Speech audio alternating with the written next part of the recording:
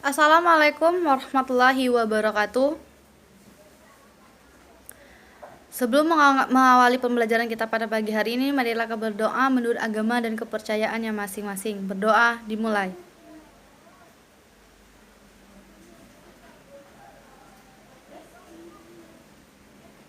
Doa selesai. Pada masa pandemi pada saat ini, marilah kita mematuhi protokol kesehatan dengan cara menggunakan masker, menjaga jarak, mencuci tangan, dan jauhi dari kerumunan. Pada pagi hari ini, materi kita akan membahas tentang qada dan qadar. Sebelum memasuki materi, mari kita memahami qada dan qadar terlebih dahulu. Iman kepada qada dan qadar berarti percaya serta meyakini sepenuh hati bahwa Allah Subhanahu wa taala memiliki kehendak atau ketetapan atas semua makhluknya. Qada dan qadar memiliki hubungan sangat erat serta sama-sama mempengaruhi proses kehidupan. Dalam hal itu, pada hari ini kita akan membahas tentang pengertian qada dan qadar. Yang pertama kita akan membahas pengertian qada. Qada berasal dari bahasa yang berarti hukum atau ketetapan kehendak Allah. Semua yang berasal dari Allah, baik itu tentang kebaikan, keburukan, dan juga tentang kehidupan dan kematian manusia. Dalam Al-Quran surat Al-Baqarah ayat 210 Allah berfirman, yang artinya tidak ada yang mereka tunggu-tunggukan kecuali datangnya azab. Allah bersama malaikat dalam naungan awan diputuskan. Kepada Allah lah segala perkara dikembalikan. Contoh qada dan qadar adalah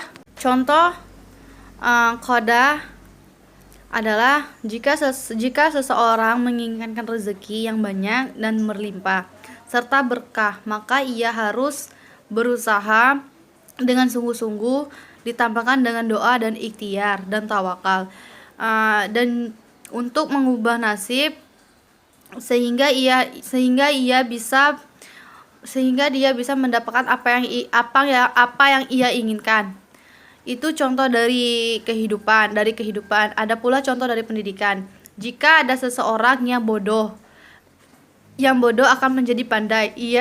Jika ia ingin berusaha, jika ia berusaha ingin belajar dan dengan sungguh-sungguh, maka ia bisa pandai. Yang kedua yaitu pengertian qadar.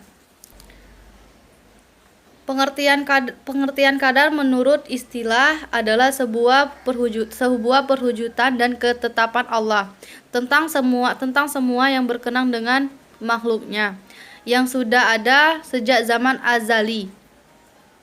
Sedangkan menurut bahasa sebuah kepastian dan peraturan serta ukuran.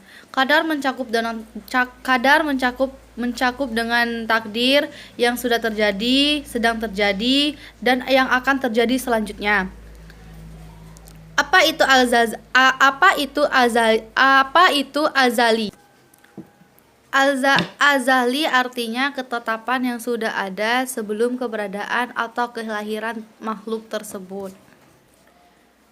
Ada pula persamaan antara qada dan qadar. Yang pertama, adapun persamaan antara qada dan qadar adalah qada dan qadar merupakan takdir dari Allah Subhanahu wa taala yang merupakan rukun iman yang keenam yang wajib kita imani. Yang kedua, qada dan qadar menentukan kehidupan setiap makhluk hidupnya atas kehendak Allah Subhanahu wa taala, Tuhan alam semesta. Perbedaan qada dan qadar. Yang pertama, perbedaan qada menurut istilah. Qada adalah ketetapan Allah sejak zaman azali dalam kandungan tentang semua hal yang berhubungan dengan makhluk ciptaannya. Sedangkan menurut bahasa, qada adalah suatu ketetapan atau hukum perintah dan pencipta, pengetahuan dan kehendaknya.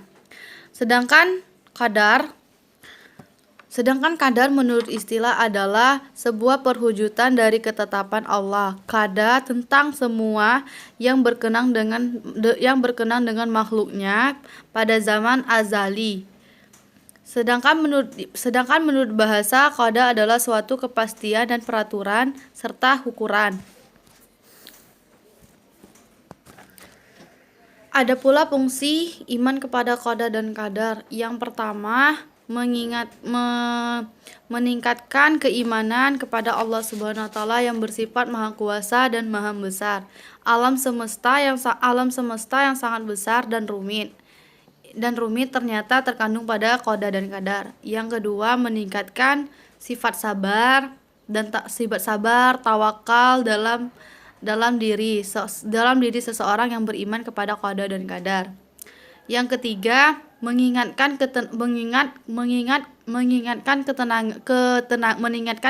ketenangan dan kebahagiaan hidup.